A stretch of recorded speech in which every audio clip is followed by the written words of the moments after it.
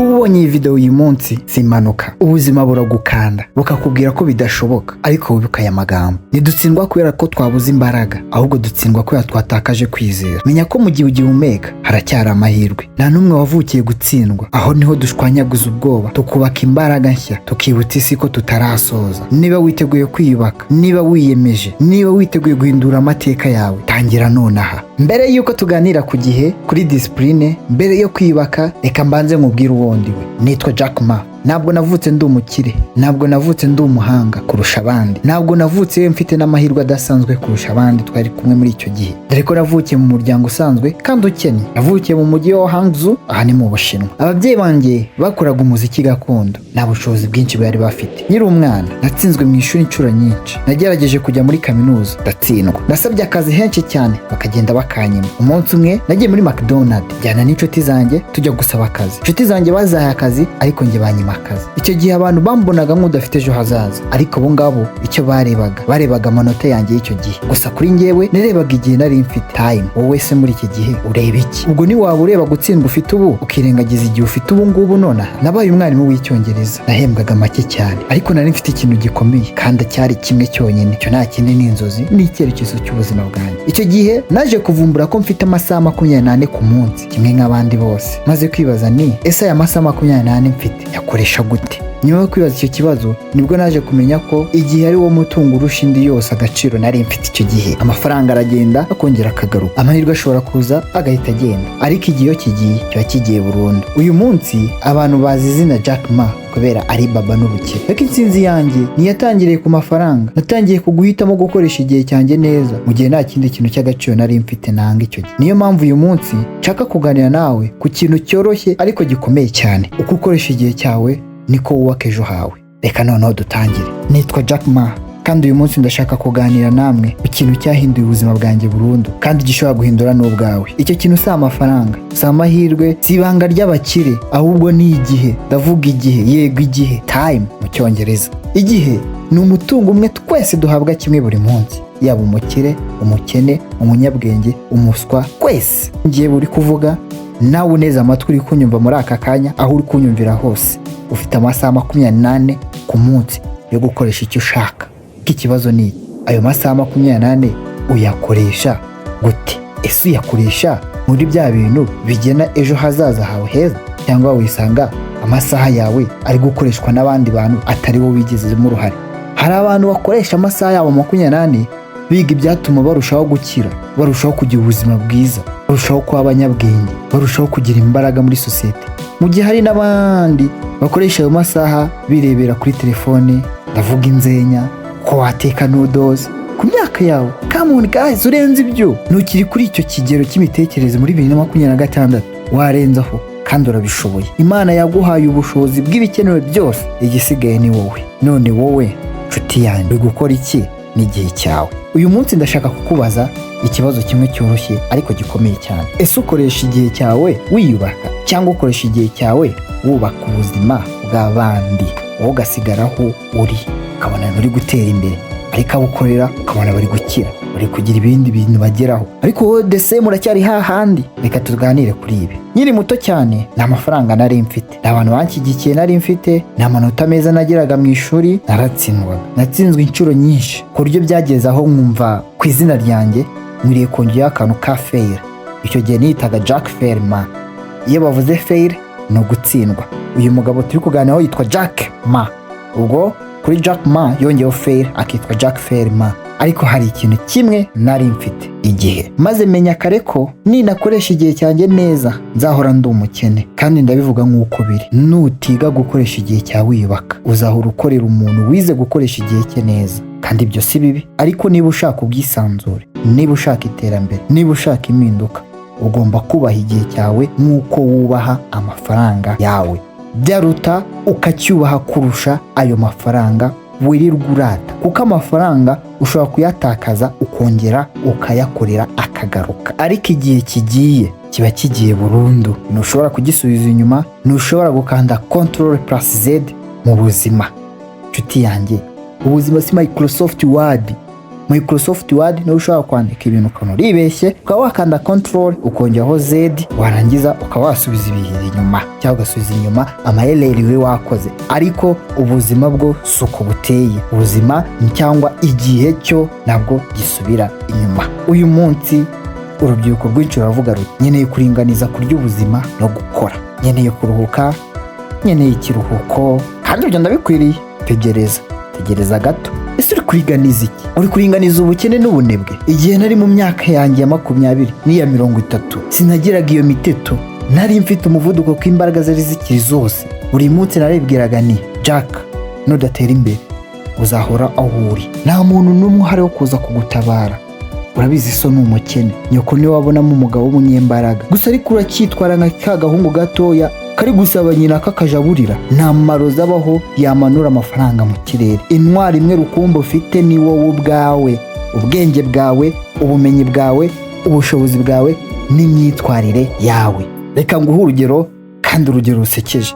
Niba uri umukene ukavuga uti ngiye kuruhuka muri weekend, ngiye kuhatwika y'ubuzima, ariko Jeff Bezos we ari mu biro bye ari gusoma ibitabo bijyanye na quantum computing. Elon Musk ari kureba video zivuga ku ikoranabuhanga rishya, ari kureba ibitabo bya physics, ari kureba ubushakashatsi bukomeye muri physics. Oprah we ari kuganira n'abahanga mu mitekerereze, psychologist, ku myitwarire y'abantu. Uri kubona ibintu biri kuba ubu ngubu, wowe uri kwishimisha ariko bo bari kwitegura. Niyo mpamvu bo ari ababiliyoneri, kandi niyo mpamvu wowe ukivumba wifi utira amayinite ukaba utajyana konti iriho ikintu. Ntunyumve nabi, kwishimisha mu buzima ni byiza, ariko ntukarenze kwishimisha mu buzima bisanzwe. Kora cyane ubu kugira ngo uzaruhuke ejo hazaza, ntuzaruhuke ubu uzababara ejo hazaza. Reka nkubaze, niba bose wawe aramutse akwirukanye ku kazi uyu munsi, ese ushobora kubaho? Niba Instagram icitse uyu munsi ikavaho, business yawe yakomeza kubaho? Niba bakwambuye diplome ya kaminuza, washobora kuzana agaciro ku isoko ry'umurimo? Nicyo kibazo cya nyacyo.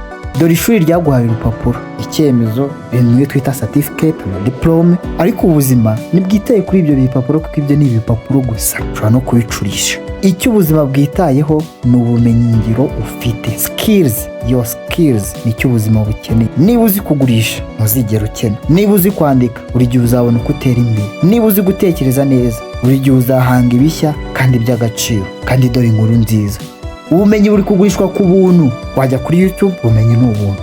Kuri Google ikintu cyose ukeneye wagisacinga ukakibona ku buntu. Amasomero, libraries zirahari, ni ubuntu. Amasomo y'ubuntu ari ahantu hose. Ikintu kimwe kikubuza gutera imbere ni telefone, ni ugukoresha TikTok, Instagram na Facebook. Igihe cyose ushobora gutaha uvuga ngo nta mwanya ufite, ariko banza urebe igihe cyose umara ureba muri telefone. Wikibeshya nshuti, ntabwo unaniwe, ahubwo uri mu birangaza, urarangaye period.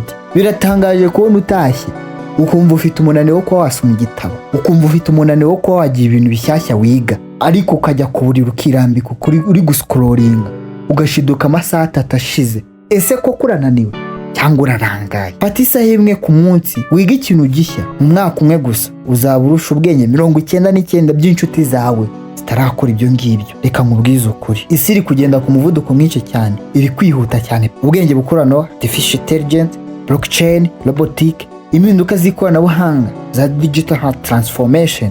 Niba utari kugerageza gukura, uri gusigara inyuma period. Ni nkaho uri ku ngazi igenda imanuka, iyo uhagaze gusa uramanuka. Iyo mvuze guhagarara, muri cya gihe cyose wumva ko ibyo ufite bihagije, ukumva ko nta kindi wakiyongera mu buzima, uzashiduka. Ibyo ufite isi yabisize, kandi isi ibisize birasenyuka. Inzira imwe yo kuzamuka ni ukwiyongera buri munsi, niyo byaba bigenda buhoro. Tegura akantu ukore buri munsi, niyo kaba kagenda gake uzabona umusaruro. Hari umugani nkunda cyane ugira uti, intsinzi si ugusimbuka kure by'ako kanya, ahubwo ni intambwe no utera buri munsi. Ntabwo ukeneye gusoma ibitabo 50 uyu munsi, soma pazi 10 buri munsi. Kandi na nubwo ugomba kuba umumiliyoneri mu kwezi kumwe ntibishoboka, ariko genda ubika 1000 buri munsi, urebe mu myaka 10 ayo mafaranga uzaba ufite. Ntukeneye guhora wigize umwana mwiza, ahubwo ukeneye guhozaho. Icyo mvuze ku mwana mwiza, inshuti zazo guhamagara mudafitanye gahunda ngo yango reka ngeyo simbababaze. Niba bitari muri gahunda yawe, ni biri muri gahunda yawe. Iyi ngingo ni ingenzi cyane. Ese urashaka gutsinda? Urashaka kuba umuntu ukomeye? Noneho reka kwiruka inyuma y'ibishimishije gusa, tangira wemere kurambirwa. Ibitangaza bya nyabyo bitegurirwa hahandi abantu batareba. Utekereza ko nageze ku ntsinzi nkora gusa ibintu bishimishije buri munsi? Oya, ibyinshi mu byo nagezeho byaturutse ku gukora ibintu biteye ubunebwe kandi bibishye koko. Mbikora inshuro nyinshi, kenshi na kenshi mbisubiramo. Hari igihe nandikaga emails, niga amagambo mashya mu Cyongereza, nkasoma ibitabo by'ubucuruzi, nitoza gutanga imbwirwaruhame. Icyo gihe nabyitozaga mpagaze imbere y'indorerwamo ndi kwireba. Biteye ubunebwe cyane kandi birabishye, ntabwo byanshimishaga, ariko ibyo nibyo bikenewe mu buzima kandi bikenewe cyane kurusha bya bindi ukora uvuga ngo birashimishije. Niba ushoboye gukora ibintu biteye ubunebwe cyane kandi bibishye kandi ukabikora uhozaho, ubuzima bwawe buzahinduka ubushimishije. Ariko niba uhora wiruka inyuma y'ibintu bishimishije gusa, ubuzima bwawe buzahinduka ubuteye ubunebwe kandi ubuzima bubishye. Hari itandukaniro rinini cyane. Bamwe muri mwe muzavuga muti, ariko Jack Ma si umuntu ubyuka kare cyane.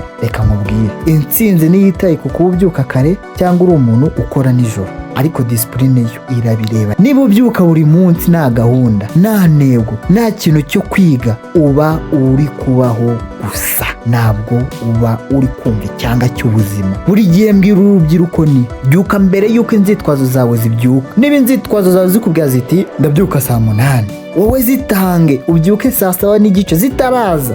Niba ubunebwe butangiye kugusura bugatangira kukuganiriza hakiri saa 9, buca intege hakiri saa 8. Ereka ubwenge bwawe ko ari wowe ubutegeka atari bwo bugutegeka. Urashaka ubuzima bwiza, ugomba kuburwanira buri munsi. Intsinzi nitangwa isaba igiciro cy'imico myiza, kubira ibyuya n'ububabare. Reba hafi yawe, ni bande inshuti zawe bavuga ku ishoramari cyangwa bavuga ku makuru y'abandi gusa, runaka ni gutya, hariya byakomeye n'ibindi bitagira icyo bikungura. Ese baganira ku bitekerezo byubaka cyangwa ibyabo ni uguhora bitotomba kandi baganya? Ese baba bagushishikariza kwiyagura, kumenya byinshi, cyangwa bagukurira hasi mu bugoryi bwabo? Niba abantu bagukikije batagufasha gukura, abo bantu ni gereza yawe ufungiyemo. Kandi dore ubwenge bwo kubana nabo. Ntugomba kuba umunyamahane ngo utangire uwereke ubugoryi bwawe, ngo niba udasoma igitabo urapfuye, niba utagira gutya buri munsi bikakubayeho.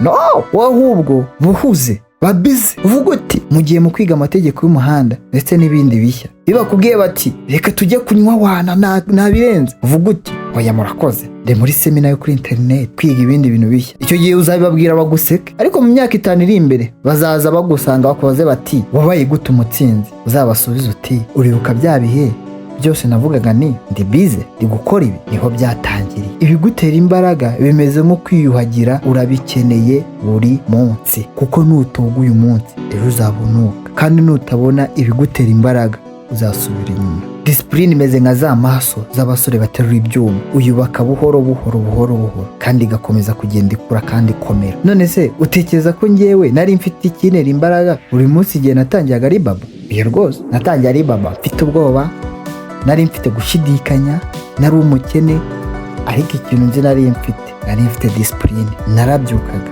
nkakora bigapfa, nabisubiramo, nabikora buri munsi. Hari abantu bavuga bati ndacyategereje igihe gikwiye. Reka nkubwire, igihe gikwiye n'ubu, nta gihe gitunganye cyo gutangira kubaho. Hari uyu munsi gusa, kandi uyu munsi urahenze. N'ubupfusha ubusa, tegereza wowe ejo hazaza. Wowe mu myaka 5 iri imbere ufite ubuzima bwiza, ufite umutungo, ufite ubwenge, waratsinze. Tekereza wowe ejo hazaza, wowe wo mu myaka 5 iri imbere ufite ubuzima bwiza, ufite imitungo, ufite ubwenge, kandi rubanda bavuga ko watsinze. Noneho ngera utekereze kuri uwo muntu w'ejo hazaza wamaze kujya muri ibyo, wamaze gutsinda. Noneho tekereza ko uwo muntu wawe w'ejo hazaza uzaba warageze kuri ibyo byose tumaze kuvuga haruguru. Ashobora kubona ibyo uri gukora uyu munsi, ese abibonye yaterwa ishema nawe, cyangwa yakubwira ati kuki uri kongera kureba video z'injangwe zitaragurika? Uri kwirebera abateka noodles kandi udashaka kuzaba umushefu w'umwuga. Uri kwirebera abantu basohotse vlog byacitse, ngo hey guys muze mbereke ibintu nakuze ngo dufungurane box. Ibyo birakumarira iki? Biretse kugutera kwifuza kandi udafite n'amafaranga yo kubigura. Cyangwa uzaba uri wa wundi wibereye mu bavuga amafuti yabo, si rero ngo reka babwire ngo naryamanye n'abasore 4 ngo byari bimeze uko ugera kumarira iki usibye kukongera irari udafite n'umugore. Igihe cyose wumva ubunebwe bugufashe jya wibuka ibi, wowe w'ejo hazaza aragushyigikiye, ntuzamutesha agaciro. Noneho witangiye gukakatiza ubuzima, sezera gato usekemo, wishimire urugendo, useke ku byo watsinzwe, ubivuge nk'inkuru, ubyine rimwe na rimwe. Niyo wabyina nk'inkoko yabuze icyerekezo ntacyo bitwaye, ariko ntugahagarike kwiga. Ushobora kuba usekeje kandi ubona byagucanze, ushobora kuba wishimye kandi ushaka gukura, ushobora kuba ukennye uyu munsi ariko ugomba kuba uhugiye mu kwiyubaka, mu kwiyungura ubumenyi bushya, kuko ikintu giteye akaga kurusha ibindi mu buzima ntabwo ari ubukene, ahubwo ni ugukomeza kuba wa wundi wahoze uri we biragatsindwa. Ugiye gukora iki ku gihe cyawe? Kureba inzenya nyinshi cyangwa kwandika inkuru yawe, gusikororinga bidashira cyangwa ugiye kwiga ibifite intego, kurema inzitwazo cyangwa gutera intambwe utera imbere? Ni wavukiye kuba wa muntu usanzwe, yewe ni wanavukiye kuba wa muntu wishyura fagitire hanyuma agapfa. Wavukiye guhanga, kubaka, gukura no kubera abandi icyitegererezo. Ibyo rero ugomba kubihitamo buri munsi. Koresha igihe cyawe nk'intwaro, nk'igikoresho, n'urwego rwo kuzamuka ugera ku gasongero. Shora igihe cyawe mu kwiyubaka, maze n'isi izagenda iba nziza hamwe nawe. Kandi igihe cyose wumva ucitse intege, ibuka icyo mpora mvuga, uyu munsi birakomeye, ejo bizarushaho gukomera, ariko ejo bundi ni heza cyane. Abantu benshi bagakura ejo, benshi rwose ejo harabarangiza, ukajya kumva umuntu ati nzaba mbikora ejo. Ntuzagwe kuri ejo nshuti yanjye, bahugamije ejo heza. Wibaho uvuga ngo nzabikora ejo, kuko ejo ntihabaho. Isi iragutegereje.